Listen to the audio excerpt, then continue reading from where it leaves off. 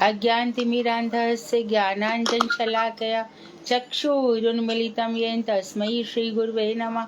नमो महावदन्याय कृष्ण प्रेम प्रदायते कृष्णाय कृष्ण चैतन्य नामने गौरतुषे नमः। हे कृष्ण करुणा सिंधो दीन बंधो जगतपते गोपेश गोपिका कांत राधा कांत नमोस्तुते। तप्त कांचन गौरांगी राधे वृंदावनेश्वरी वृषभानुसुते देवी प्रणमामि हरिप्रिये तवैवास्मि न जीवामि त्वया विना इति विज्ञाय राधे त्वं नय मां चरणान्तिकं। गुरुवे गौरचन्द्राय राधिकायै तदालये कृष्णाय कृष्णभक्ताय तद्भक्ताय नमो नमः। वाञ्छाकल्पतरुभ्यश्च कृपा सिन्धुभ्येव च पतितानां पावनेभ्यो वैष्णवेभ्यो नमो नमः। श्री कृष्ण चैतन्य प्रभु नित्यानंद श्री अद्वैत गदाधर शिवासादि श्री गौर भक्त वृंद हरे कृष्ण कृष्ण कृष्ण हरे हरे हरे राम राम राम हरे हरे। मैं सर्वप्रथम मध्य गुरुपाद पद्म नितला प्रविष्ट ओम विष्णुपाद अष्टोत्तर शतक श्रीमद् भक्ति वेदांत श्री नारायण गोसाई महाराज एवं मध्य शिक्षा गुरुपाद पद्म नित्य प्रविष्ट ओम विष्णुपाद अष्टोत्तर शतक श्रीमद् भक्ति वेदांत श्री बावन गोसाई महाराज के श्री चरण कमलों में असंख्य कोटि दंडवत प्रणाम कर उनकी अहेतु की कृपा की भिक्षा करती हूँ। मैं ग्रंथ राशि चतन शिक्षा मत तदय रचेता ओम विष्णुपाद सच्चिदानंद श्री भक्ति विनोद ठाकुर के श्री चरण कमलों में अनंत कोटि दंडवत प्रणाम कर उनकी अहेतु की कृपा की प्रार्थना करती हूँ। मैं उपस्थित श्रोता मंडली वैष्णवी सभी के लिए यथा योग्य वंदन अभिवादन करती हूँ। तो हमारा मुख्य प्रसंग चल रहा है जीव पर, और जीव के विषय में हम को बार बार बताया जा रहा है कि जीव की कैटेगरी हो गई है। कोई योग के द्वारा, कोई कर्म के द्वारा, और कोई विभिन्न धर्मों के द्वारा भगवान को प्राप्त करना चाहते हैं। और ये विभिन्न धर्म अपने आप में बट गए, जिसका वर्णन वेद पुराण उपनिषद किसी में भी नहीं मिलता है। तो ये कहाँ से ईसाई बन गए, कहाँ से म्लेच्छ बन गए, कहाँ से ये सब बन गए। और सबसे बड़ी दुख की बात ये है कि एक व्यक्ति अपने धर्म को सशक्त मानता है और दूसरे को अपने लिए चाहता है कि वो उसके धर्म को फॉलो करे। जो धर्म रूपांतरण है वो समाज की सबसे खतरनाक व्यवस्था है। किसी का धर्म बदला नहीं जा सकता। तो हम जो वैदिक परंपरा में चले आ रहे हैं वो उनका हिंदू इत्यादि से लेना देना नहीं होता। वो सनातन धर्म है, अर्थात जो कभी पुराना नहीं पड़ता और ना पड़ेगा, ये सनातन धर्म है। तो सनातन धर्मी की कोई जाति नहीं होती, कोई कुल नहीं होता, कुछ भी नहीं होता। वो सनातन धर्म होता है। उसका एक जैव धर्म होता है जो अखिल कोटि ब्रह्मांड नायक है। ये तो वह इमानी भूतानी जायंते, जिनसे संसार के विश्व के सारे ब्रह्मांड के सभी प्राणी उत्पन्न हुए हैं, जिन एक अकेले से। तो ये भगवान क्या करते हैं, अंतर्यामी रूप से सबके हृदय में बैठे हैं। तो भगवान भोगता है किस चीज के, बहुत ध्यान से सुने। हमारे हृदय में बैठकर अंतर्यामी रूप से भगवान भोगता है। हमारा क्या भोग करेंगे, वो हमारे शरीर में मन में बैठकर हमारे भजन का भोग कर सकते हैं। वही उनके भोग की आस्वादनीय वस्तु हो सकती है। भगवान श्री कृष्ण गोपाल अपनी उपनिषद में जो लिखा है मैं बता रही हूँ। भगवान श्री कृष्ण जब हृदय में आकर बैठते हैं तो हमारा जो भजन है उसका आस्वादन करते हैं। जैसे कि एक हंस है, वो बस क्षीर दूध को ही ग्रहण करेगा, नीर को नहीं। उसी प्रकार से गाय है, वो क्या खाएगी, घास खाएगी। सबका अपना अपना आहार होता है। भगवान का आहार है भजन। भगवान इस भजन से खुश रहते हैं। तो सर्वत्र व्याप्त है। गर्भोदशाही जो मूल रूप से हिरण्य गर्भ ब्रह्मा है, वो सब जगह व्याप्त है। लेकिन उन्होंने ही अपनी माया भी सर्वत्र व्याप्त कर रखी है और स्वयं अंतर्यामी रूप से बैठकर सारा हिसाब किताब हमारा ले रहे हैं। और वही फिर क्या करते हैं, कारण अर्णव से विष्णु उन्हीं सब जो हमारा हिसाब किताब है उसको वो माया देवी के गर्भ में डाल देते हैं। और हमारा जितना भी लेखा जोखा है उसको देख करके हमारा जन्म हो जाता है। इस शरीर में पंचकोश भी रहते हैं, जिनको हम कहते हैं अन्नमय कोश, प्राणमय कोश, मनोमय कोश, विज्ञानमय कोश, आनंदमय कोश। एक तरह से यदि हम कह सकते हैं कि ये कोश 5 दीवारों के अंदर ही हमारा शरीर है, ऐसा भी कहा जा सकता है। तो इन पंच कोशों में अन्नमय कोश से हमें कहा जाता है कि भाई तुम्हारे 5 कोश से अन्नमय कोश, अपना अन्न सुधारो, अन्न ठीक रखो। अन्न ठीक रखने से बाकी चीजें सुधर जाएंगी, क्योंकि भगवान श्री कृष्ण स्वयं कहते हैं गीता में, अहम वैश्वानरो भूत्वा पचाम्यन्नम चतुर्विधम। 4 प्रकार के जो भोजन है, चर्व जो चबाए जा सकते हैं, जो चाटे जा सकते हैं, जो पिए जा सकते हैं, जो भोज खाए जा सकते हैं। तो इस तरह से सभी प्रकार के अन्न का मैं पोषण करता हूँ। तो भगवान को जो लगेगा उसी को करेंगे, बाकी सब चीजें हमारी जो चित्त। तो ये जो अन्न खाया, आवाज बहुत हो रही है, आप अपने आप को म्यूट कर लीजिए प्लीज। बहुत डिस्टरबेंस हो रहा है, मैं बहुत देर से कुछ नहीं कह रही हूँ। तो अन्नमय कोश के उसके बाद फिर हमारा आता है चित्त। जो हमने खा लिया वो संस्कार बन जाता है, और उसी संस्कार से हमारी बुद्धि बन जाती है। मन तो संकल्प विकल्प करता है, पर बुद्धि निश्चय करती है कि मैं ये करूं कि नहीं करूं। ध्यान रहे, मन बुद्धि चित्त अहंकार है ना।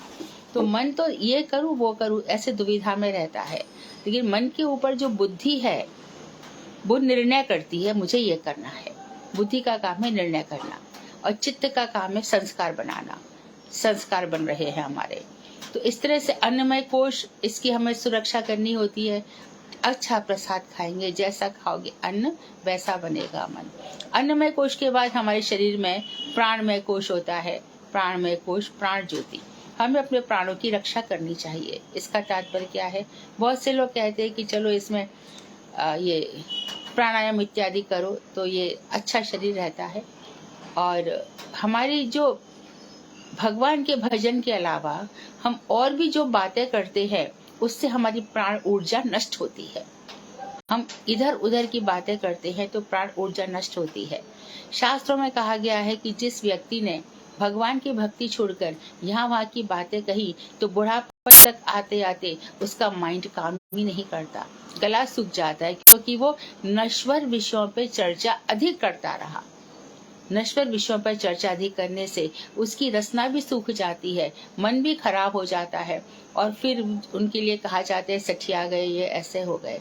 लेकिन जो भक्ति का तारतम्य, वहाँ पे जितना जितना उसकी भक्ति बढ़ती जाएगी, उसकी भक्ति का क्या है, भक्ति तेज को बढ़ाती है, भक्ति ओज को बढ़ाती है, भक्ति आभा को बढ़ाती है। तो वही प्राण और किसी में जो भजन नहीं कर रहा, तो उसके प्राण में, उसकी वाणी में ओजस्विता नहीं रहती। तो इस तरह से हमें अपने प्राणों की भी रक्षा करनी चाहिए। फिर है मनोमय कोश, जहाँ हमारे कॉन्सेप्ट बनते हैं, धारणाएं बनती हैं इस मन में। तो उस मन को भी हमें अपना शुद्ध रखना चाहिए, मन को भगवान में। ये मन, क्योंकि सारी शक्तियों का केंद्र, हमें क्या करना है क्या नहीं करना है, ये सब मन ही हमारे अंदर जो हमारी और चीजें हैं उनको शक्ति प्रदान करता है। क्यों? उसमें विचार आते हैं, मन में धारणाएं आती हैं। तो मन को भगवान ने, जिन भगवान ने सारा संसार बनाया, जिन भगवान ने गीता बनाई, जिन भगवान से जितने हजारों लाखों कोटि कोटि वैष्णव जुड़े और अपना जीवन सार्थक किया, उन्हीं भगवान में हमें अपना मन रख देना चाहिए। ये सीधा सरल रास्ता है। फिर उसके बाद विज्ञानमय कोश है। विज्ञान अनुभूतियां तो होनी चाहिए। भजन हो रहा है तो हमें विशिष्ट ज्ञान, अनुभूतियां होनी चाहिए। और अंतिम कोश है आनंद। ये वो वाला आनंद नहीं है जो सच्चिदानंद वाला है, लेकिन ईश्वर ने प्राणी को जो आनंद दे रखा है, प्राणी मात्र को, उस आनंद की अनुभूति हमें अपने मंत्रों के द्वारा होती है।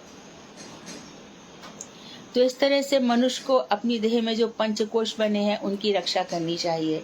इसके बाद और भी योग में बताया गया है कि हमारे शरीर में 7 चक्र है, मूलाधार चक्र है, सहस्रार चक्र है। और जब हम भजन करते हैं तो हमारी इला, पिंगला, ये सब जो नाड़ियां हैं ये जागृत हो जाती हैं, मूर्धा में पहुंच जाती है। ये वहां भी तो परम जागृत हो जाता है, परम चेतनामय हो जाता है व्यक्ति।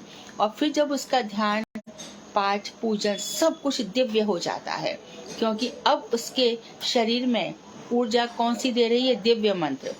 लेकिन हम मंत्र तो जप रहे हैं, पर मंत्रों की शक्ति को अनुभव नहीं कर रहे। मंत्र के जो देवता है उनका हमें दर्शन नहीं हो रहा। तो ये सब ज्ञान होने के बाद हमारा जो चिंतन है, मनन है, मंत्र जाप है, दर्शन है, वो और अच्छे से हो जाएगा। इसीलिए भक्तिविनोद ठाकुर कह रहे हैं कि तुम जीव हो, अपने आप को समझो। आज का हमारा टॉपिक है कृष्ण और जीव, और पेज नंबर है 55। इन्हीं कारणों से ईश्वर स्वरूप और जीव स्वरूप में विशेष अंतर देखा जाता है। अर्थात जो जीव है वो नित्यबद्ध है, ईश्वर तो उनका क्या नित्य, वो तो ईश्वर है, वो सर्वेश्वर है, सर्व उनके अधीन है। ईश्वर मायाधीश है और जीव माया के वशीभूत होता है, क्योंकि वो क्षुद्र है, छोटा है, माया उस पर झपट्टा मार लेती है। लेकिन वो शक्तिमान कब होता है? जब मंत्र जपता है। जो मंत्र नहीं जपता उसको कोई भी झपटता है, कोई भी उसको अपने वश में कर सकता है। ईश्वर इसी कारण मायाबद्ध भी होता है। जीव माया के वशीभूत होने के कारण मायाबद्ध भी होता है। कृष्ण रूप विभु चित्त स्वरूप का अंश होने के कारण जीव को विचार की दृष्टि से चित्तकर्ण और कृष्ण से भिन्न तत्व कहा जा सकता है। कृष्ण रूप विभु, विभु मतलब व्यापक, सर्वव्यापक, चित्त स्वरूप, भगवान का स्वरूप चित्त कैसा, इसी चित्त स्वरूप को क्या कहते हैं? संविद। इसी चित्त स्वरूप को ज्ञान कहते हैं। भगवान श्री कृष्ण अपने इस चित्त स्वरूप से, अपनी चित्त शक्ति से सब कुछ इस संसार में संचालन करते हैं। तो चित्त स्वरूप का अंश होने के कारण जीव को विचार की दृष्टि से हम क्या कह सकते हैं? चित्त कर्ण, अर्थात वो विभु चित्त है, हम कर्ण है। वो व्यापक है, हम कर्ण मात्र है। वो इतने व्यापक है कि चींटी के हृदय में भी विराजमान है, इतने व्यापक है वो। इसलिए हम उन्हीं के अंश होने के कारण, जैसे सूर्य की अंश किरणें कहलाती हैं, अग्नि के अंश चिंगारियां कहलाती हैं, उसी प्रकार परम चेतना में विभु चित्त भगवान श्री कृष्ण के जो अंश है, हम जो विभिन्न अंश है, ये हम क्या कहलाते हैं? चित्त कर्ण। हमारी चेतना उनके बराबर नहीं है, हमारी चेतना क्षुद्र है, कम है। तो हम चित्त कर्ण है, कर्ण मात्र है, वो विभु है। और कृष्ण से हम भिन्न है, इसीलिए हम भिन्न है। कृष्ण सृष्टि भी कर सकते हैं, स्थिति संहार सभी कुछ कर सकते हैं, पूरे विश्व का सृजन कर सकते हैं। एक साथ ही अचिंत्य शक्ति है ना, वो राधा जी के चरणों में गिर सकते हैं, लेकिन उसी समय वो शंकर और ब्रह्मा की पहुंच में भी नहीं आते।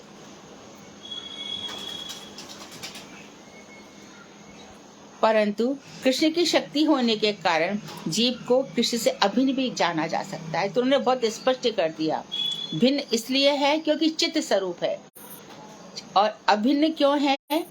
अभिन्न क्यों है? क्योंकि वो कृष्ण की शक्ति है। कैसे? तटस्थ शक्ति है, कृष्ण की शक्ति से ही चला आ रहा है, किसी और ने हमको पैदा नहीं किया। भगवान कृष्ण की शक्ति से ही हम पैदा हुए हैं। अर्थात हमारा अस्तित्व कब है? जब कृष्ण है। हम हैं, कृष्ण है, इसलिए हम हैं। हमारा होने का मतलब यही है कि कृष्ण है, उनकी शक्ति से हम हैं। और हमको कौन पैदा कर सकता है? यदि हम सोचें कि माँ बाप पैदा कर सकते हैं, तो फिर कौन कौन से माँ बाप, माएँ बांझ रह जाती है? जरा बोलो तो। यदि माँ बाप की शक्ति पैदा करने की है तो बच्चा पैदा करके दिखा दे, नहीं कर सकते। और आज तो हम और भी ज्यादा, जिस तरह से प्रजनन क्षमता हम देख रहे हैं कितनी कम होती जा रही है। तो जिसकी भी उत्पत्ति है वो भगवान से ही होती है। एक छोटी सी कहानी गांव के लोग कहते हैं ना, एक राजा की 7 बेटियां थी। राजा ने एक एक करके सबको बुलाया कि तू किसके भाग्य का खाती है? तो 6 ने कहा, पिताजी मैं आपके भाग्य का खाती हूँ। 7वीं ने कहा कि नहीं, मैं अपने भाग्य का खाती हूँ। तो राजा उससे नाराज हो गया और उसका विवाह ऐसी जगह कर दिया जहाँ पर बहुत ही गरीब दरिद्र व्यक्ति था। लेकिन धीरे धीरे उस अपने पति के साथ लगी, उसने भी मेहनत करी, दोनों ने मेहनत करी। एक तरह से वो लकड़हारा रही था और धीरे धीरे सब समृद्धि हो गई। तो यहाँ पे जो कुछ है सब हमारा ही प्रारब्ध है, हमारा ही कर्म है, हमारा ही संस्कार है। जहाँ पर जैसा जन्म होगा उठा के हमको डाल दिया जाएगा। ये माया देवी का काम है। इसलिए श्री चैतन्य महाप्रभु ने जीव को क्या कहा, भैया तू भिन्न भी है, भेद भी है, और अभेद भी है, तू अभिन्न भी है। अभिन्न इसलिए है कि तू कृष्ण की तटस्थ शक्ति से निकला, इसलिए तू अभिन्न है। हम जैसे कि बोलते हैं नवदीप धाम में हमारे चैतन्य महाप्रभु हैं, हम क्या कहते हैं, वो वृंदावन चंद्र से अभिन्न है, एक ही है दोनों, लेकिन एक होने पर भी शक्तियां कम है। भगवान यदि नराकृति नहीं होते, मनुष्य की आकृति नहीं होते, तो हमें भी मनुष्य की आकृति कभी भी नहीं मिलती। भगवान ने अवतारों का विकास दिखाया। पहले उनका कौन सा अवतार हुआ, कूर्म अवतार हुआ, पानी में रहे, मत्स्य अवतार हुआ, पानी वाले अवतार हुए, फिर थोड़े से बाहर वाले आए, कूर्म बढ़ा, फिर बाद में नरसिंह हुए। हमारे तो रूप गोस्वामी ने नरसिंह भगवान को स्तंभ पुत्र कह दिया। स्तंभ मतलब जिस खंबे से आप प्रकट हुए, इतने प्रेम से स्नेह के साथ कह दिया। और उसके बाद और जब हम आए तो परशुराम, और परशुराम के बाद थोड़े से और विकास हुआ तो फिर पूर्ण मर्यादा भगवान श्री राम आए। इसके बाद लीला पुरुषोत्तम, और जब अहिंसा इत्यादि वेदों को मानना खत्म हो गया तब बुद्ध आ गए। तो जब बुद्ध ने आकर के कहा कि देखो तुम लोग ये यज्ञ इत्यादि के नाम पर इतनी बलि करते हो, इतना ये सब हिंसा करती हो, सब बंद करो। बोले वेदों में लिखा है। बोले आज हम वेदों को नहीं मानते, चलो बंद करो। इतनी ज्यादा हिंसा हो रही थी तो वेदों को इसीलिए बंद करवाया गया। तो भगवान ने कहा कि अरे ये क्या हो गया, वेदों को बंद। शंकराचार्य जी को भेजा। तो शंकराचार्य जी का हम कहते हैं प्रच्छन, एक तरह से उनका भी बौद्धवाद है। उन्हें शंकराचार्य जी ने आके क्या कहा, अरे ये सब कुछ नहीं है, ब्रह्म ब्रह्म ब्रह्म एक है, उसको मानो। तो ये सब तात्कालिक अवतार है, जैसी स्थिति होती है वैसे भगवान के ये सब खेल रचते रहते हैं।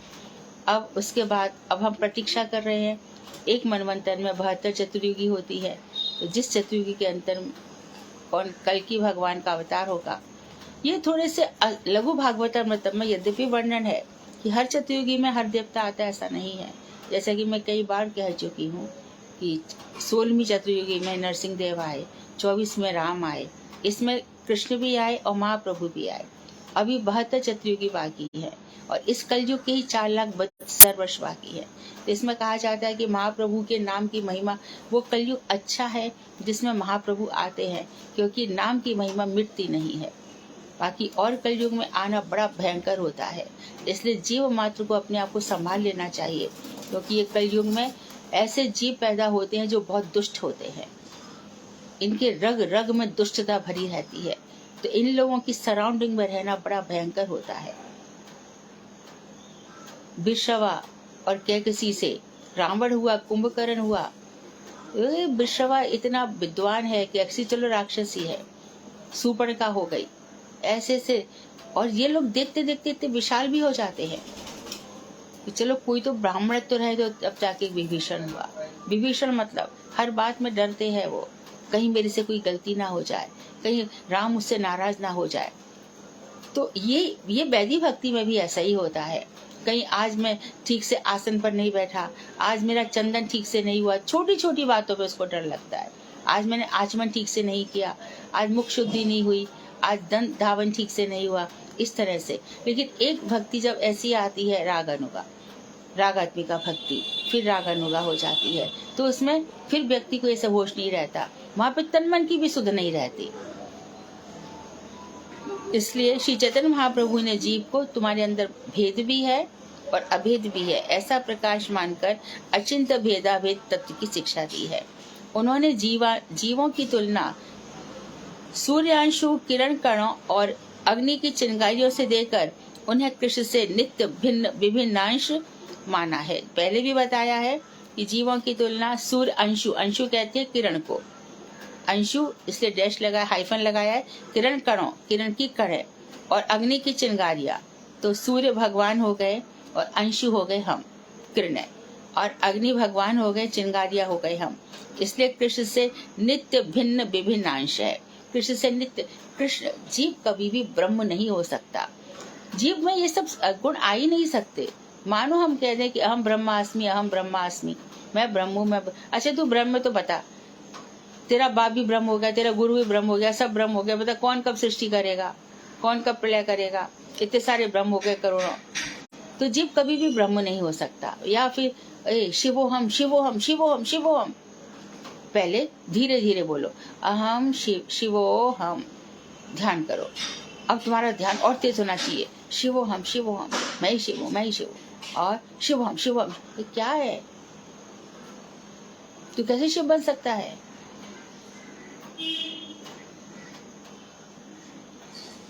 तो जीव हमेशा भगवान का अंश ही रहेगा। तो अहम ब्रह्मास्मि इत्यादि वेद के प्रादेशिक वाक्य क्यों कहा गया है? ये बात ठीक है कि अहम ब्रह्मास्मि वेद में लिखा गया है, जैसे कि एक राष्ट्र का एक प्रदेश होता है, जैसे कि भारत देश है, और प्रदेश कितने हैं? 30 प्रदेश है ना? उत्तर प्रदेश, उत्तरांचल, बिहार, मध्य प्रदेश, महाराष्ट्र। तो इस तरह से जो बहुत सारे वेद है, उसके एक कोने में एक जगह लिखा हुआ है कि तू ऐसा ध्यान कर, अहम ब्रह्मास्मि। तो ऐसे इनको कहते हैं प्रादेशिक वाक्य, जो एक प्रदेश एक स्थान पर कहे गए। वाक्यों द्वारा जीव का पर ब्रह्मत्व कदापि सिद्ध नहीं होता। कृष्ण अर्थात विष्णु तत्व ही एकमात्र पर ब्रह्म है, कोई और ब्रह्म बन नहीं सकता, कोई भी बन नहीं सकता। आज तक ना कोई बना है, ना कोई बनेगा। शंकर ब्रह्मा ही नहीं बन सकते।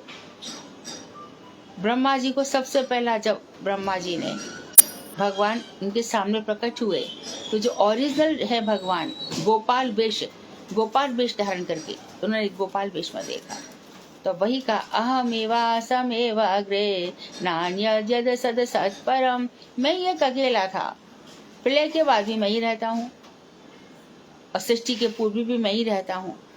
तो पर ब्रह्म इतने सारे थे, कहाँ चले गए? तो बताया गया कि भैया सब की सब हमारे जिनके भी सबके अस्तित्व है। अच्छा, और एक चीज है, ध्यान दीजिए कि हम मर गए, हम किसी भी योनि में चले गए या कुछ भी, लेकिन गीता जी क्या कह रही हैं कि आ ब्रह्मांड भुवनान लोकाहा, ब्रह्मा जी जहाँ तक रहते हैं वो सब लोक नष्ट हो जाते हैं। क्या नष्ट नहीं होता? वैकुंठ लोक से, वैकुंठ लोक के ऊपर जो गोलोक धाम में विरजा नदी के ऊपर, वो नित्य है, वो नित्य स्थान है, वहां पर कोई नष्ट नहीं होता। उसके नीचे खेल चल रहा है भगवान का, जीव योनिया बदल रहा है, और जीव को लग रहा है मैं करता हूँ, मैं भुगता हूँ, अरे मैंने क्या कर डाला, मेरे ऊपर तो बड़ी आफत आ गई। अरे हमारे भैया कुछ मेहनत है, आज ये तुम देख रहे हो, इसके पीछे मेरे रात दिन का, अरे कुछ भी नहीं है, ये सब खेल है माया का, सब माया का खेल है, जो हमें और हमारे अंदर और क्या भावना जगा देती है? दूसरों का शोषण करने की भावना, दंभ की भावना, भोग की भावना। जितना जितना पैसा बढ़ता जाएगा, भोग की प्रवृत्ति बढ़ती चली जाएगी, दंभ बढ़, फिर मैं तो ऐसे रहता हूँ, मैं वैसे रहता हूँ, मैं यहाँ जाता हूँ, मुझे तो एक साल में बड़े टूर चाहिए ही चाहिए, और क्या क्या फालतू की भावना है। मेरा बेटा वहां रहता है, मेरी बेटी वहां रहती है, मैं ऐसा, मैं वैसा, सब कुछ अपना। देखो, 3 ऐषणाओं में जीवन की आहुति हो जाती, खत्म। पहले भी मैंने कई बार बताती हूँ, क्योंकि शास्त्रों में कई बार लिखा है, पुत्रैषणा, वित्तैषणा, लोकैषणा, मेरा वंश चलता रहे, मुझे धन धान्य बढ़ता रहे, मेरी प्रतिष्ठा बढ़ती रहे, इसी की। तो ये सब तीनों का संबंध शरीर से है। इन तीनों ऐषणाओं का, इच्छाओं का एक का भी संबंध आत्मा से नहीं है, एक का भी संबंध आत्मा से नहीं है। इसलिए कहा गया कि अपने जीवन को इसने बर्बाद कर डाला। तो यहाँ बता रहे हैं कि कृष्ण अर्थात विष्णु तत्व ही एकमात्र परब्रह्म है। जीव को भी चित्त तत्व होने के कारण वस्तुतः ब्रह्म कहा जा सकता है। बोले आप चित्त के कण हो, जिनकी शक्ति के अंश हो, आप ब्रह्म हो। पर ब्रह्म स्वरूप कृष्ण की स्वरूप कांति को ब्रह्म तत्व कहते हैं। तो जो ब्रह्म तत्व है, तो जीव चित्त तत्व है, इसलिए तुम ब्रह्म के अंश तो ब्रह्म ही हो, तो इसमें परेशानी क्या है? तुम जिसके अंश हो, जिस परिवार के हो, उसमें क्या हुआ? अब जैसे अब लोग कहते हैं, गुरुदेव कहते हैं ना, तुम्हारा कौन सा गोत्र है? अरे हमारे श्री कृष्ण का तो अच्युत गोत्र है। अच्युत अर्थात जिनका संसार से कोई संबंध ही नहीं है। हम भी अच्युत गोत्र के हैं। तो हमारे ठाकुर जी ब्रह्म है, तो हम भी ब्रह्म है। लेकिन ममैवांशो, मेरा अंश है जीव, तू है मेरा ही। कौन है अपना कहने वाला? मेरा है। तो क्या करें? सर्वधर्मान परि, मैंने बहुत सारे धर्म बताए हैं, मैंने वेदों में बहुत सारी बातें कही है। तू ध्यान मत दे, सबको छोड़ दे। माम एकम, मेरे एक अकेले मेरे शरण में आ जा। तो ये भगवान ने कहा है। मन बहुत चंचल है, भगवान क्या करे? अर्जुन कह रहे हैं तू मन मना भाव, अपना मन मुझ में रख दे। मयि वो मन आधस्य मयि बुद्धि निवेशय, अपनी बुद्धि भी मुझ में रख दे। इससे क्या हो जाएगा? तू मुझ में ही रहेगा। तो क्या हो जाएगा? तो ना तू करता रहेगा ना भोगता रहेगा, अर्थात तू पाप पुण्य सबसे बच जाएगा। तू कुछ करेगा ही नहीं, क्योंकि तू जो कुछ कर रहा है मेरे लिए कर रहा है। मेरे लिए ही जो चित्त वृत्ति है वो मुझ में लग रही है। तो चित्त वृत्ति जब इतनी ज्यादा दृढ़ होकर के, बिल्कुल पूरी श्रद्धा होकर के जब भगवान में लग जाती है, तो क्या होता है कि धीरे धीरे प्रोसेस ये होता है, मंत्र जपते जपते संसार फीका लगने लगता है, देह संबंध सब बकवास लगने लगते हैं, सब व्यर्थ लगने लगते हैं, और धीरे धीरे बस एक मैं और मेरे भगवान और कुछ नहीं रहता।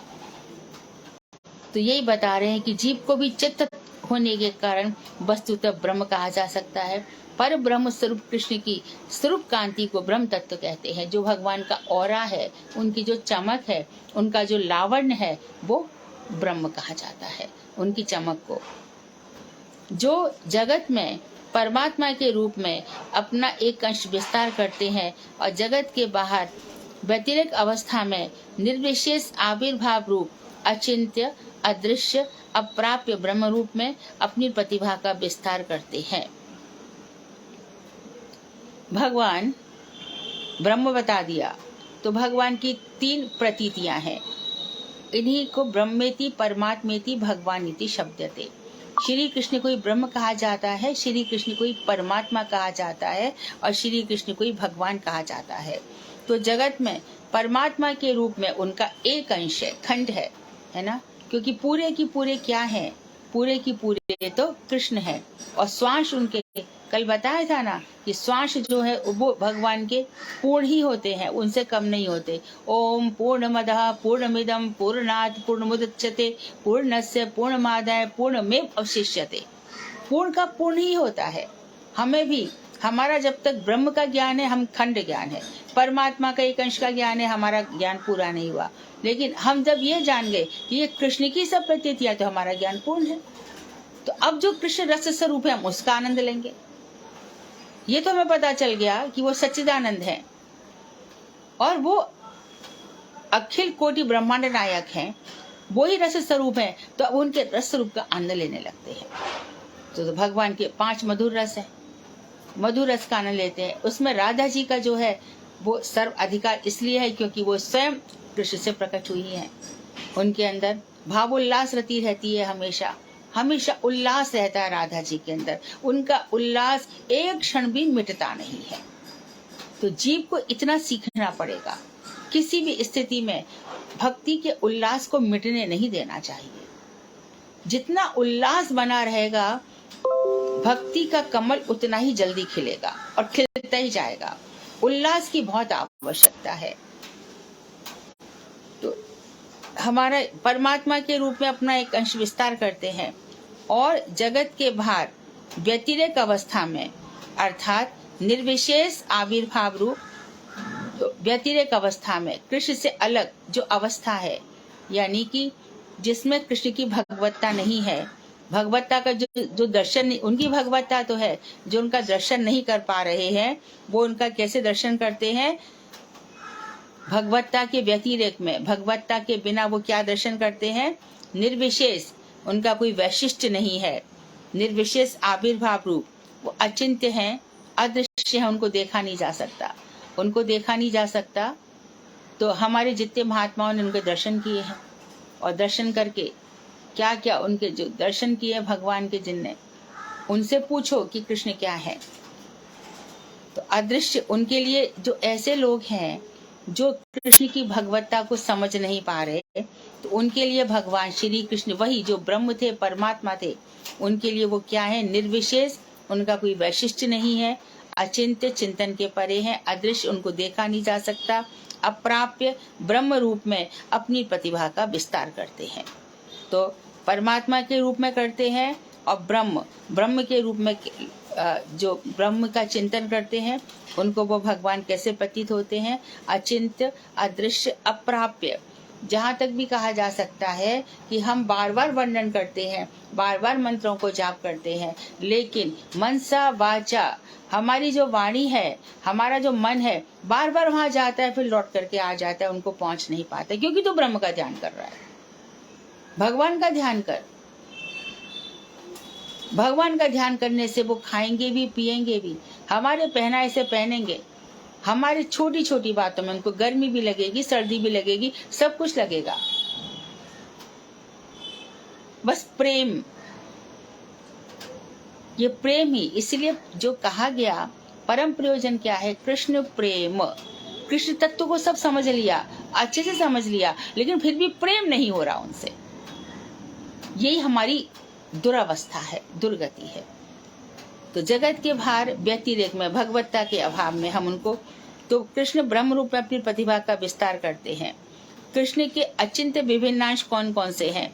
तो देखो, जीव ही नहीं है, देवता भी कृष्ण के स्वांश नहीं है, कृष्ण से विभिन्न अंश हैं। देवता, मनुष्य, यक्ष, राक्षस, पशु, कीट, पतंग, भूत और प्रेत, ये सब नाना रूपों में विस्तृत हैं। कृष्ण के विभिन्न अंश इन सब रूपों में व्यापक हैं। समस्त प्रकार की योनियों में, तो इतने सारे उन्होंने योनियां बता दी, इसमें कीट पतंग भी बता दिया। और कोई कहते हैं कि भूत प्रेत होते हैं कि नहीं होते, यहाँ तो बताया कि भूत प्रेत होते हैं। और भी प्रमाण है कि शंकर जी की बारात में जस दूल्हा तस बनी बराता। जब मैना पार्वती जी की माँ इतनी डर गई, तो शिव जी की बारात में कौन कौन आया? कि जैसा दूल्हा है, दूल्हा भी कैसा था, कि जटाएं भी सर्पों से बंधी हुई थी, यहाँ पर भी सांप है, और सांप भी ऐसा एकदम कोई नीचे लटका हुआ नहीं है, बाघ का एकदम फन उठा करके है। गंगा भी उनके मौली पर है। सौम्य चेहरा है, यंग लगते हैं, बहुत सुंदर, परंतु बागंबर का वेश बना रखा है। ऐसे सब पहनते हैं, क्यों? भगवान श्री कृष्ण के प्रेम में मत्त हुए पड़े हैं, उनको इसकी सुधोध नहीं है। जिसने लाल कपड़ा पहन लिया वो बहुत अच्छा हो गया। कितनी जोड़ी कपड़े हैं ये कौन देखता है? सफेद कुर्ता धोती पहन लिया, अच्छा हो गया, 2 जोड़ी में भी काम चल जाएगा, धो और पहनो। और जिन्होंने ये सब धारण नहीं किया, उनको ये लगता रहेगा आज मैं लाल पहनूं, कल ग्रीन पहनूं, परसों, उसी में जिंदगी चली जाएगी, खत्म। और कोई देखे ना देखे, वो खुद को सजाता रहता है। ये खुद को सजाने वाला ही वेदांत कह रहा है। वेदांत के 3 अध्याय में ये शवों को भी सजाता है। बड़ा सुंदर विमान सजाते हैं और उसको सजा सुजा के ले जाते हैं कि मानो ये वैकुंठ ही चला जाएगा। और प्रभुपाद जी कहते हम शवों की पूजा के लिए इधर धरती पर नहीं आए हैं। शव उन्होंने किसको कहा? जो भजन नहीं करता।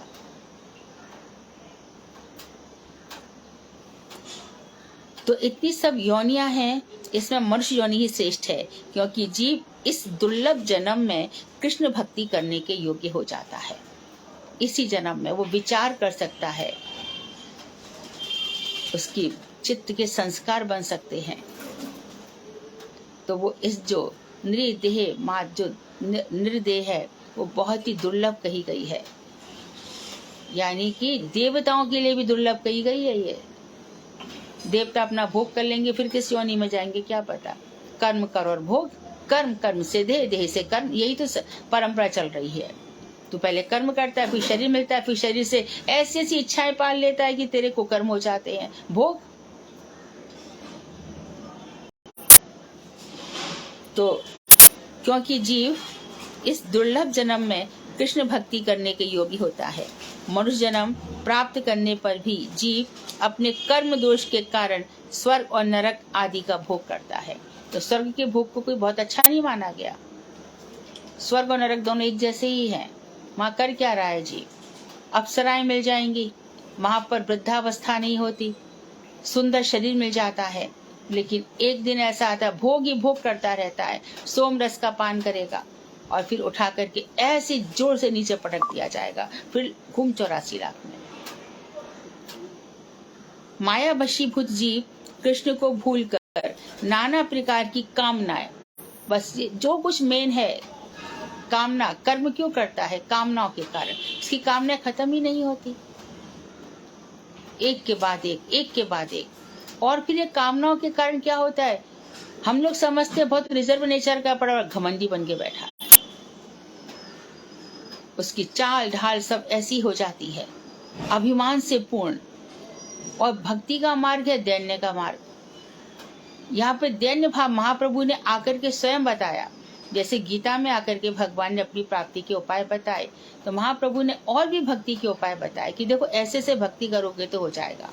रघुनाथ दास गोस्वामी तो ने मना शिक्षा करवाया, रूप गोस्वामी तो ने रूप देशामृत करवाया और खुद शिक्षाष्टक कहा और बताया कि देखो ऐसे ऐसे रहना पड़ेगा। तो कामना की पूर्ति की आशा में अनादि काल से जगत में इधर उधर भटक रहा है। अणु चैतन्य जीव का स्वरूप, अणु चैतन्य जीव स्वभावतः पूर्ण चैतन्य रूप कृष्ण का दास है। अणु है, एकदम क्षुद्र, लेकिन कृष्ण का दास है। तो सोहम सोहम न करके दासोहम दासोहम दासोहम भजन किया, नाथ आपका दास हूँ, प्राणनाथ आपका दास हूँ। हे प्राणनाथ, हे प्राणनाथ, प्राणनाथ के हर बात में। हे किशोरी जी, आपकी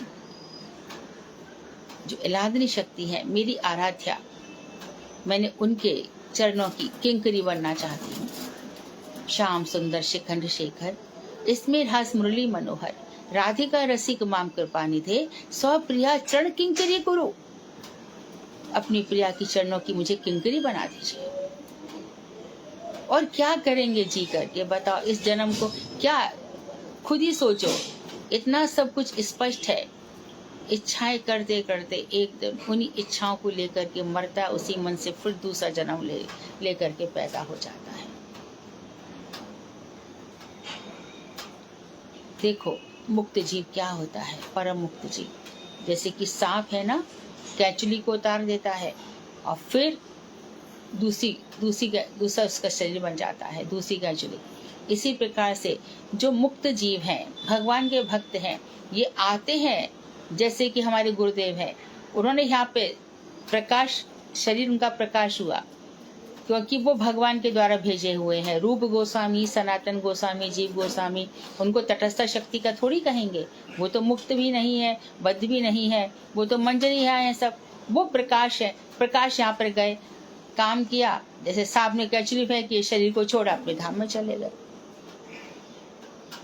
तो जो हमें शिक्षाएं दे रहे हैं, जो हमारी भक्ति को बढ़ा रहे हैं, वो साधारण नहीं होते। जो हमारे मंत्रदाता गुरु हैं, वो साधारण नहीं है, कहीं से शक्ति लेकर आए हैं। वो शक्ति हमारे न संचार कर रहे हैं। वो नहीं होते तो हमारा क्या होता। इसलिए भगवान साक्षी हैं कि कुछ जीव ऐसे हैं जो भजन करना चाहते हैं, इसलिए हमारे उद्धार के लिए उनको भेजा जाता है। तो कृष्णदास ही जीव का स्वरूप है। तो अणु चैतन्य जीव अणु चैतन्य है। हमेशा कॉन्शियसनेस रहती है जीव के अंदर। अपना भला बुरा सोचने की प्रवृत्ति तो एक जानवर में भी रहती है। पशु को भी जरा इधर से हट तो हट जाएगा, पशु चला जाएगा। इतनी तो क्या वो तो मनुष्य की भाषा समझता भी नहीं है, परंतु भावों को समझता है कि नहीं समझता है? जरा उसको प्यार से बुलाओ, ऐसे करते वो आ जाता है कि नहीं आ जाता है? क्योंकि वो भी कभी था मनुष्य, इसलिए वो मानव की बोली को समझ सकता है।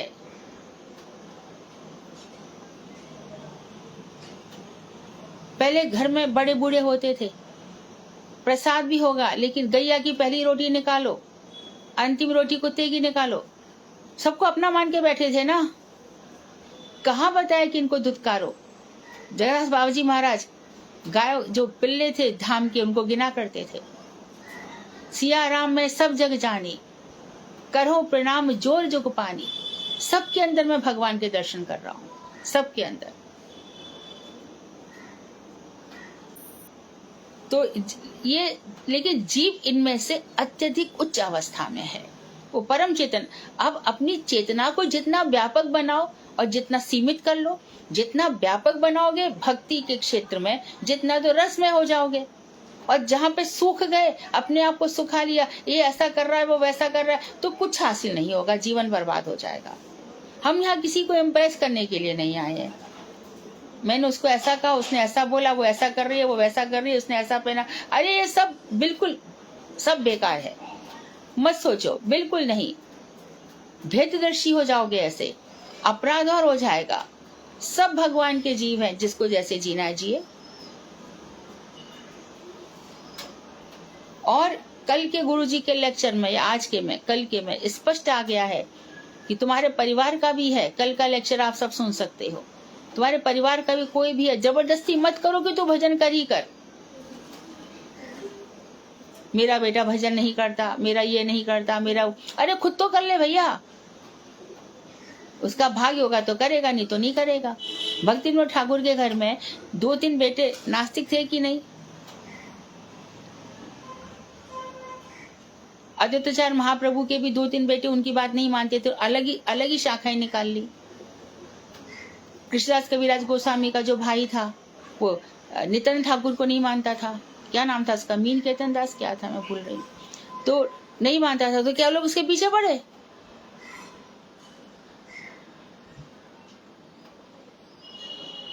आधी जिंदगी ऐसे रो रो के निकाल दी, खुद का भजन है नहीं करता तो 100 दफे मत कर। इस जन्म में तेरा मेरा साथ है, भगवान छुड़ा देंगे। कुछ था मेरा जो हो गया, क्यों उसमें आसक्ति हो रही है? मेरा कह के यहाँ कुछ भी नहीं है। तो अपने इस नित्य स्वरूप को भूलकर जीव माया द्वारा बंधा हुआ है। तो नित्य स्वरूप क्या था उसका? कि मैं कृष्ण का दास हूं, उसको भूल गया और माया से बंध गया। माया का बस वहीं चलेगा जहां पर कृष्ण नहीं है। और कृष्ण तो माया क्या करेगी? रहीमदास जी ने एक दोहा कहा है, जय रहीम जग मारियो मैन बान की चोट, और भगत भगत को बच गए चरण कमल की ओट। ये जो जगत है, ये काम और कामनाओं से मारा हुआ है, मैन कामदेव। तो इससे कौन बच गया? जो भक्त थे। कैसे बच गए? चरण कमल की ओर, श्री कृष्ण के चरण कमलों की आड़ ले ली, उनका आश्रय ले लिया। तो हमारा क्या आश्रय है? नाम आश्रय है। महाप्रभु जी ने कहा, नाम आश्रय लो, नाम का आश्रय लो, अपराध रहित हो जाओ। अपराध मत करो, ना वैष्णव अपराध, ना धाम अपराध, ना नाम अपराध, ना सेवा अपराध, किसी प्रकार के प्रसाद अपराध, ये कुछ मत करो। अपने मन को एकदम सुंदर, सुगंधित, सुकुमार, सुंदर सा मन बना लो, जहाँ कृष्ण आकर के स्वयं विराजमान हो।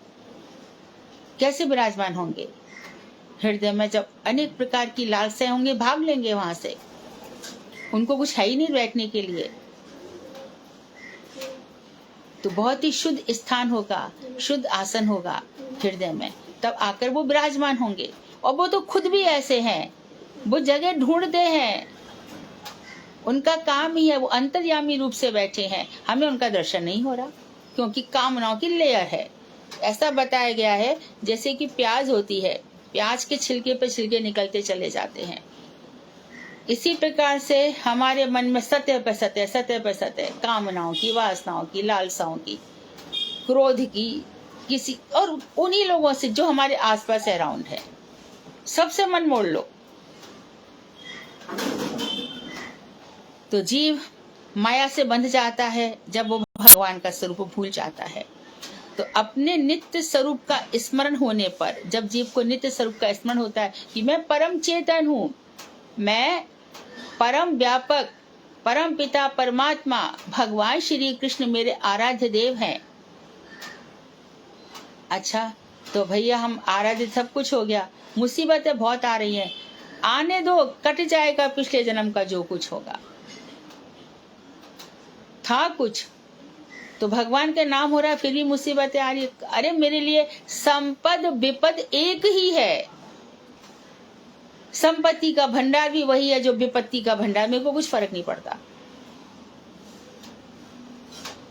सुदामा पे क्या असर पड़ा था बोलो? कितने दीनहीन थे। जब सुदामा भगवान श्री कृष्ण के यहाँ गए तो थोड़ा बहुत तो दिया नहीं, इतना सारा उनको देना था, इतना सारा कि महल की महल दे दिए। और सुदामा वहां से निकल रहे हैं तो रसिक महात्मा गण कहते हैं कि सुदामा बार बार कृष्ण से कहते हैं, ये हम सब की स्थिति है, कन्हैया जा रहा हूं मैं। तो भगवान मुस्कुराए, बोले अच्छा ठीक है सुदामा जाओ। उनको लगा फिर से कुछ कह दूं, शायद कुछ दे दे। तो कृष्ण सुदामा और आगे चले। अच्छा कन्हैया चलूं मैं? हाँ हाँ हाँ ठीक है ठीक है। कहा जाके बोलूंगा उसको, बड़े चाव से उसने मुझे ला करके दिए थे, ये चने दे देना, चावल दे देना, चने की बात याद दिलाना, ये सब हुआ, क्या जाके कहूंगा मैं?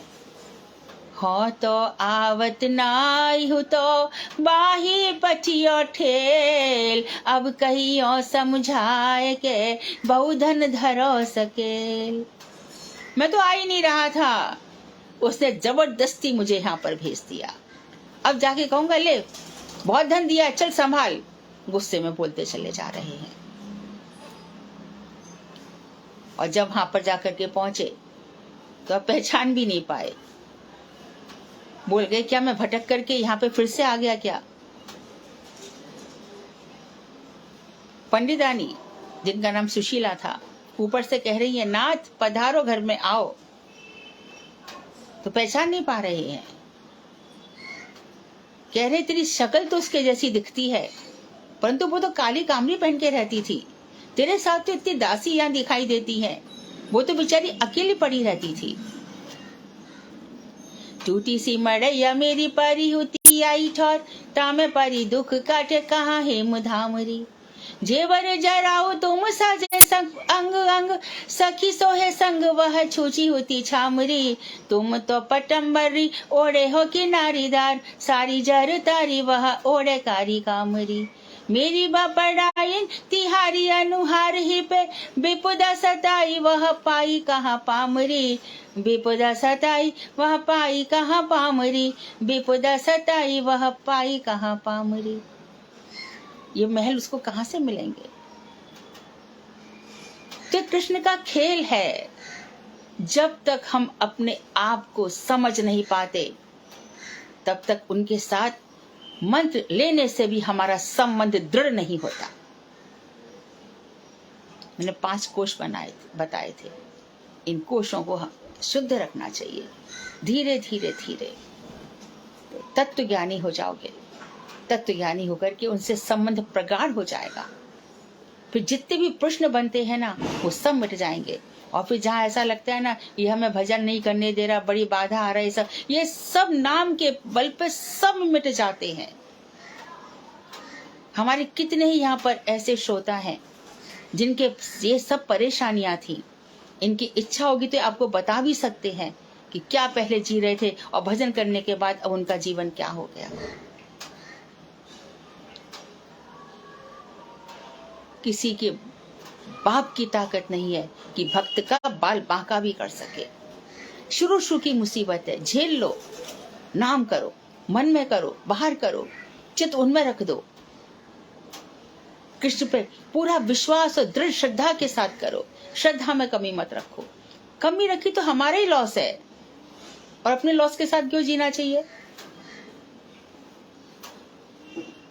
परिपक्व बनो, मजबूत बनो। चैतन्य वस्तु का तो अपने नित्य स्वरूप का स्मरण होने पर जीव माया से मुक्त होकर अपने नित्य स्वरूप में प्रतिष्ठित हो जाता है। जब उसको मालूम पड़ जाता है कि मैं कृष्ण का ही दास हूँ, मैं ना पत्नी दास हूँ, ना पति दास हूँ, ना पिता का दास हूँ, ना किसी का दास, मैं कृष्ण का दास हूँ। मैं सन 79 में मठ में जाती थी, बराबर है। उस समय मठ का तो इतना नाम नहीं था, एक साधारण सी स्थान था, छोटा सा। तो वहां पे लड़कियां जाए ऐसे थोड़ा वातावरण ऐसा ही था कि नहीं जा सकते हैं, मतलब थोड़ा डर रहता था। 4 बजे के 5 बजे क्लास जब होगा, और जब गुरुदेव नहीं रहते थे तो और भी ज़्यादा। और मैं वहाँ जाती थी तो माँ मुझे भेजती ही नहीं थी कभी। हमारे पास में एक पंडितानी थी, उनके साथ भेजती थी, उनको समय नहीं मिलता था। पिताजी का भी सख्त आदेश था, नहीं जाओगे। और मुझे वहाँ पे जाकर के गुरुदेव को दर्शन किए उसके बाद तो लगता ही नहीं कि एक दिन मैं घर पे रह जाऊं। उस समय कोई होता भी नहीं था। फिर 80, 81, 82 मैं ये गुरुजी की कथाएं सुना करती थी, और गुरुजी बड़े चाव से कथा सुनाते थे। फिर कोई ज्यादा नहीं होता था तो तीर्थ महाराज घर पे आ जाते थे, और घर पे आकर के फिर वहाँ चर्चा चलती थी। फिर गुरुदेव बोलते थे अभी तक ये आया नहीं, तो कृष्णदास को भेजते थे। कृष्णदास जाके महाराज जी बुला रहे हैं, तो वहाँ जाते थे तो गुरुदेव बोलते थे तीर्थ महाराज से, अरे तुम बहुत मधु से बात करता है, तो अरे हमसे ज्यादा तो आप बात करते। ऐसे तरह का माहौल था। हो गया ना सब ठीक से। शिकायत पहुंच गई मेरी। एक लड़की आती है पूज्यपाद पर महाराज बावन गोस्ती महाराज के पास। उन्होंने आदेश दिया, उसको कोई नहीं रोकेगा। गुरुदेव का आदेश आ गया। हम भजन भी करते हैं। मुझे आगरा आना पड़ता था पीएचडी के लिए यूनिवर्सिटी। मुझे गुरुजी के जब रास्ते से जाऊंगी तो बस स्टैंड तो प्रणाम तो करूंगी ही ना। उसको कोई नहीं रोकेगा। हमको प्रणाम करके आती है तो आने दो। पिताजी शुरू में बड़े क्रोधित होते थे, क्यों जाती है, अच्छी जगह नहीं है वहां पे। लेकिन क्या देखो, वही मेरे गुरुदेव पूरे विश्व के पूज्य हो गए। वो तो थे ही, लोग नहीं समझ रहे थे इतने दिनों से। और जब गुरुजी विदेश जाने लगे तब पता चला हमारे महाराज जी। इसके पहले भी तो वही महाराज जी थे। तुम्हारी आंखें नहीं थी, दृष्टि नहीं थी। 96 में जब यहाँ पे गुरुदेव बॉम्बे आना शुरू किया, और फिर इस्कॉन के लिए महाराज जी ने गवाही दी, और जब फिर गुरुजी विदेश जाने लगे तब गुरुजी का दर्शन दुर्लभ हो गया। इसी प्रकार से भगवान श्री कृष्ण की शक्तियां हैं पूरी मजबूती के साथ। कोई तुम्हारा कुछ नहीं बिगाड़ सकता। हमारा मन ही कई प्रकार की कामनाओं से भरा पड़ा है। ये मन खाली नहीं होता। बोरी की बोरियां भर रही हैं इसमें इच्छाओं की। सच्चा भजन करो, क्यों नहीं कृष्ण रक्षा करेंगे। उन्हीं का तो संसार है, उन्हीं से हम है, उन्हीं से सब कुछ है।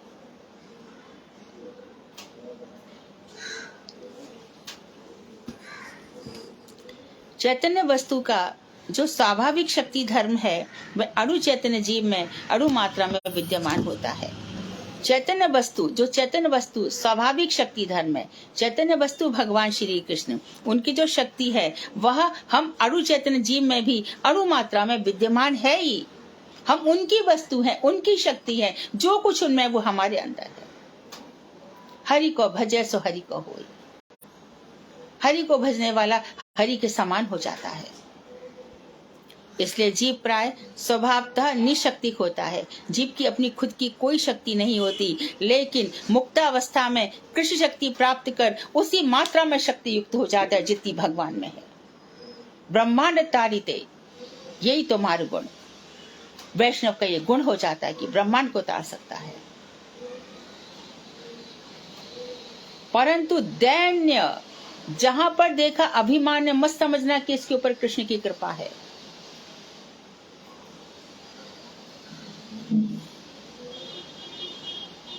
कृष्ण की कृपा वहीं पर समझना जिसके अंदर दैन्य ही दैन्य है। दैन्य की भूमि पर ही भक्ति का महल खड़ा होता है। निष्किंचन बनो, इच्छाओं का त्याग कर दो। जो हो रहा है सहज भाव से होने दो। रूप गोस्वामी की क्या प्रणाम मंत्र है उनका। प्रिय स्वरूपे दैत्य स्वरूपे सहजाभिरूपे।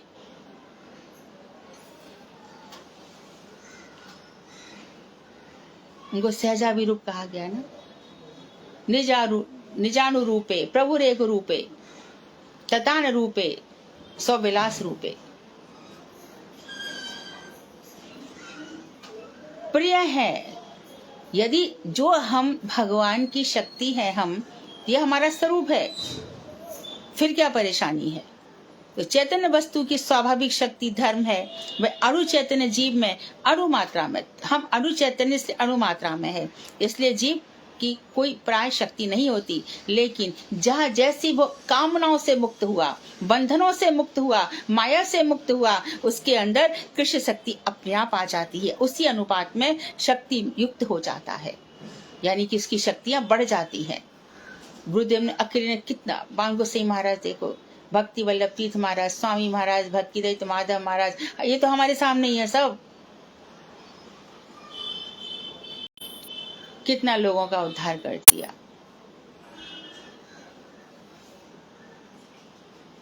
मुक्तावस्था में मैं चैतन्य वस्तु हूँ ऐसा अभ्यास करके जीव को शक्ति प्राप्त नहीं होती, वरन अब ऐसे अध्यास से जो मुक्ति होती है उसे निर्वाण मुक्ति कह सकते हैं। मैं खुद ही चैतन्य, मैं ही कृष्ण हूँ, ऐसा जो अध्यास करते हैं, ऐसा जो ध्यान करते हैं, ऐसे जीव को शक्ति प्राप्त नहीं होती कि वो कृष्ण बन गया। मैं कृष्ण का दास हूँ, उसको शक्ति मिलेगी। मैं ही चैतन्य वस्तु, पौंड्रक वासुदेव, जाने कितने ही ऐसे लोग हैं कि मैं ही वो हूँ, मेरी पूजा करो। लगाया भगवान की सेवा में और ले ली खुद सेवा सारी। एक बार मैं गुरुदेव को एक कविता लिखी थी, मैं शायद ये बात बताई भी पहले।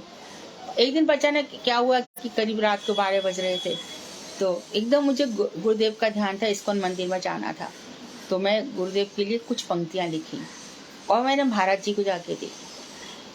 तो उस समय इस्कॉन के सब बैठे थे, तमाल प्रभु वगैरह सब लोग बैठे थे। हमने जाके, तो गुरुदेव का पहला वर्ण क्या था, देखो ये ब्रजवासी आए हैं, मैं इनसे बात करूंगा।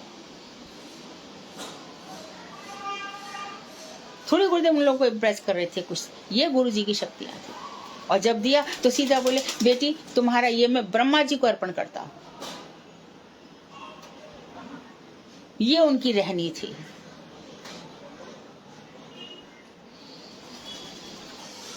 मैं चैतन्य, मैं ही कृष्ण हूँ, ऐसा अध्यास करके जीव को शक्ति प्राप्त नहीं होती कि जीव के अंदर कृष्ण की शक्तियां आ जाएंगी, बल्कि तो ऐसे अध्यास से जो मुक्ति होती है वो समझ गया कि निर्वाण मुक्ति, हाँ मेरा मोक्ष हो गया, मेरा मोक्ष हो गया।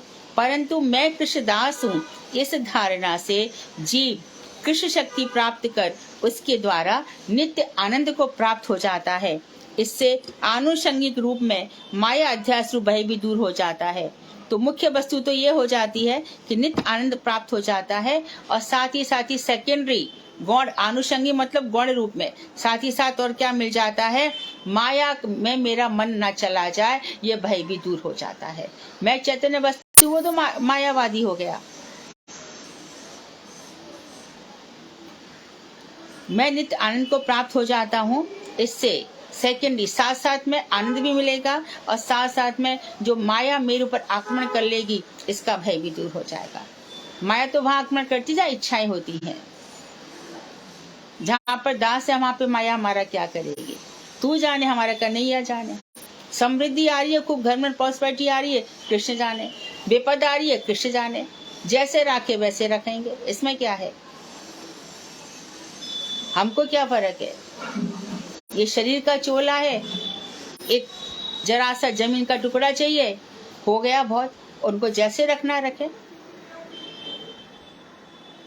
वांछा कल्पतरुभ्यश्च कृपा सिंधु बेवच पतितानां पावनेभ्यो वैष्णवेभ्यो नमो नमः।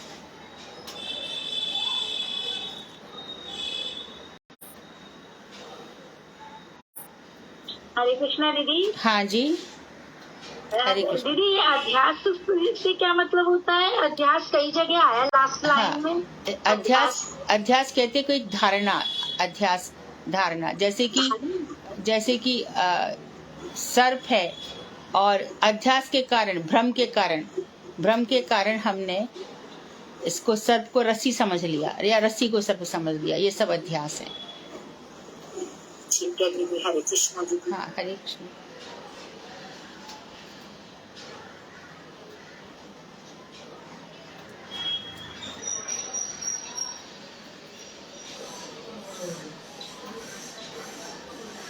कल ये हमारा चैप्टर पूरा हो जाएगा। ये बद्ध जीव की दुरावस्था क्या है।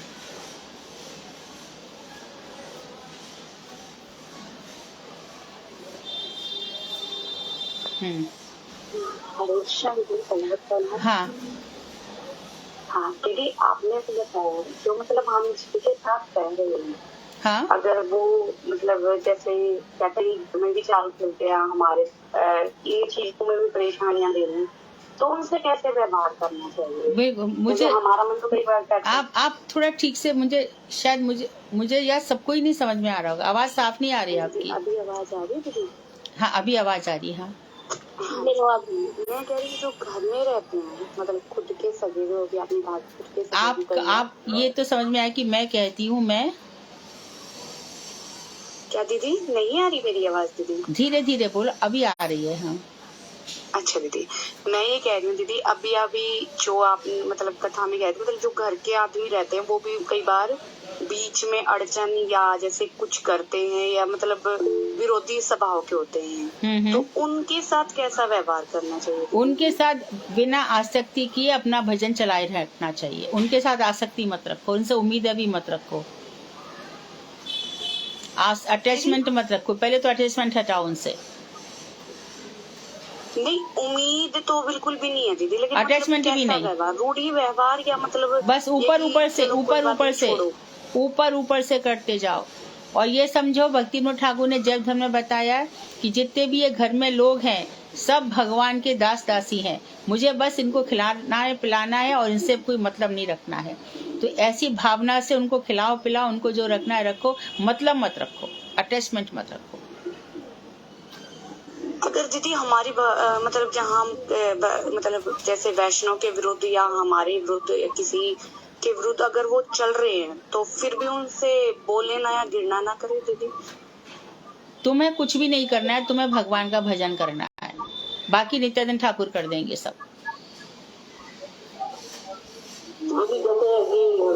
हमारे यहाँ घृणा इत्यादि शब्द है ही नहीं, हमारे यहाँ पर है ही नहीं। सब या तो हमारी इतनी सामर्थ्य हो कि हम घर छोड़ के निकल जाएं, इतनी सामर्थ्य है नहीं तो क्या करें, भगवान पर छोड़ दें। बाकी भगवान व्यवस्था कर देते हैं, बहुत अच्छी करते हैं। कुछ समय जा सकता है लेकिन हो जाएगी। बाहरी लोग के करे व्यवहार अंत करे रिश्ता। हाँ बिल्कुल, बाहरी व्यवहार करो, अंतःकरण में भगवान के साथ निष्ठा रख करके निकल जाओ। बाहरी व्यवहार करना है, आसक्ति नहीं रखना है और ना ही हमें घृणा कर कुछ भी नहीं करना है। ये सब चीजों को मन में लाना ही नहीं है। गुस्सा तो आएगा जो वैष्णव निंदा करेगा, लेकिन उसका परिणाम भी वही भोगेगा। पहले तो ऐसा था कि वैष्णव निंदा जहाँ पे हो रही है वहां उसका मुख भी नहीं देखना चाहिए, जाके मर जाना चाहिए, ये सब। लेकिन ये कलयुग में ये नॉर्मल चीजें हैं, ये कलयुग में नॉर्मल है। आप अपने भजन पे ध्यान दीजिए, उस व्यक्ति पे ध्यान मत दीजिए। मैं भी यहाँ बम्बई आई, कोई मेरे लिए सब कुछ भजन करने वाले नहीं मिले थे, सब तुम्हारे जैसे ही थे मेरे साथ भी।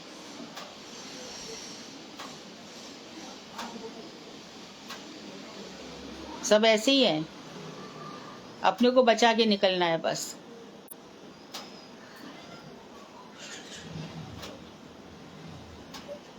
वैसे दीदी घर में एक ना एक कोई विलन होता ही है। हाँ होता ही है, जरूर होता है। घर घर में एक विलन जरूर होता है जो हमारी भक्ति में थोड़ा सा रोड़ा। कोई की ताकत नहीं है जो हमारी भक्ति में रोड़ा अटका है।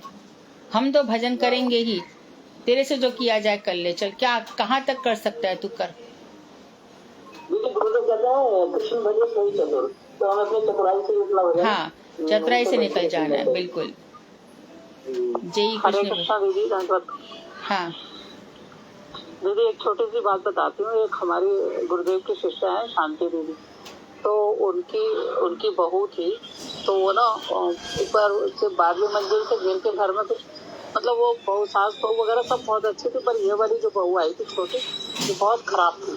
तो वो अपनी नंद के यहाँ जाके 12वीं मंजिल से गिर के उसने सुसाइड कर लिया और सबको फंसा दिया। और गुरुदेव ने उसके लिए बहुत सपोर्ट किया रूप सनातन में पुलिस आई, बहुत कुछ हुआ। गुरुदेव ने उसको बहुत सहयोग किया दीदी को, और जज भी उसके फादर ने पैसा खिला के इन लोगों को इतना परेशान किया, घर से बेघर कर दिया, बहुत बहुत परेशान किया।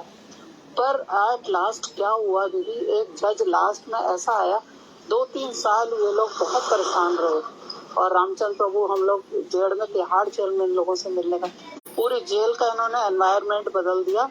और जो लोग जीने की इच्छा छोड़ चुके थे वो इनके बाहर निकलने से रो रहे थे, क्योंकि इन्होंने इतना प्रचार किया जेल में, खूब कंठी माला दी और कुंज बना बना के खूब कीर्तन कर करके।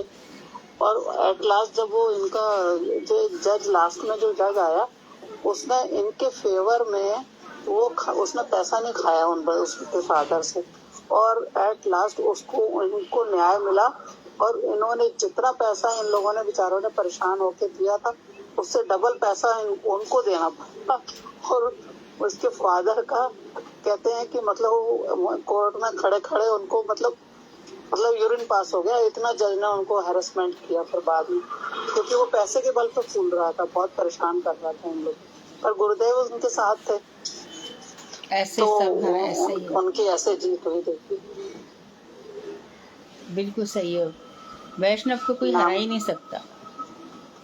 गुरुदेव ने बहुत सपोर्ट किया था दीदी उनको। भक्तों को सभी सपोर्ट करते, जहाँ पे कृपा राम की हुई तहाँ पे कृपा करे सब कोई। जी,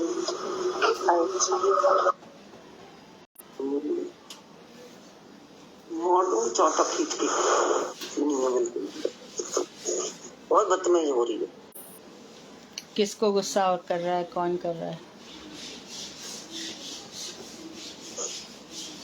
और कोई प्रश्न? हाँ ठीक है दीदी, होली पे जाए आज, एक होली का रस्ता। ठीक है।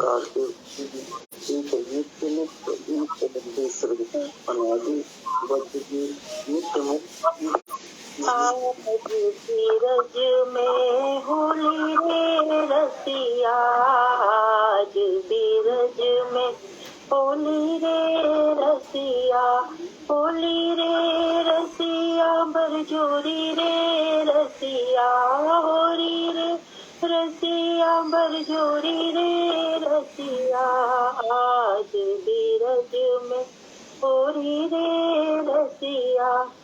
कौन के हाथ कनक पिचकारी, कौन के हाथ कनक पिचकारी, कौन के हाथ कान्हा के हाथ कनक पिचकारी, राधा के हाथ कमोरी रे रसिया, राधा के हाथ कमोरी रे रसिया, आज बीरज में होली रे रसिया, आज बीरज में होली रे रसिया।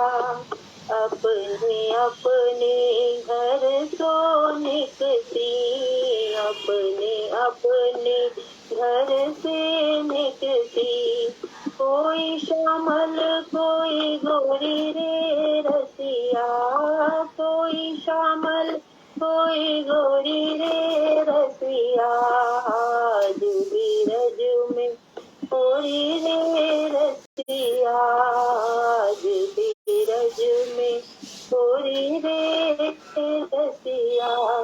उड़त गुलाल लाल भई बजरा, उड़त गुलाल लाल भई बजरा, केसर रंग को गोरी रे रसिया, केसर रंग को गोरी रे रसिया, आज बीरज में होली रे रसिया, आज बीरज में होली बजते ताल मृदंग झाज ढप, बाजते ताल मृदंग झाज ढप, और नटवर की जोड़ी रे रसिया, और नटवर की जोड़ी रे रसिया, आज बीरज में होली रे रसिया के मन लाल गुलाल मखाई के मन लाल गुलाल मखाई के मन कर थोड़ी रसिया के मन कर थोड़ी रसिया आज भी नज में गोरी रे रसिया आज भी नज में गोरी रे रसिया तो मन लाल गुलाल मंगाई तो मन लाल गुलाल मंगाई कृष्ण तेरे सर गोरी रे रसिया आज भी नज में होली रसिया चंद कवि भज बाल कृष्ण कवि चंद्र कवि भज बाल कृष्ण कवि रसिया आज में जीवे में कोई